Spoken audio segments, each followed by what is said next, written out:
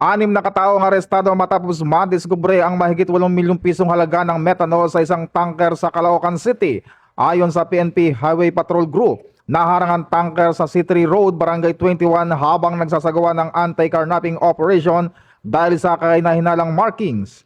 Sa investigasyon, nahuli sa akto ang mga suspect na nagsasali ng methanol sa mga plastic container na labag sa batas at dapat sa mga otorisadong dipo lamang ito ginagawa.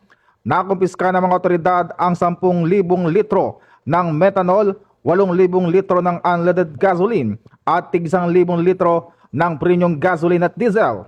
Pinag-iinalaang ginamit ang methanol bilang halo sa langis upang paramihin ang supply, ngunit maaari itong makasira sa mga sasakyan.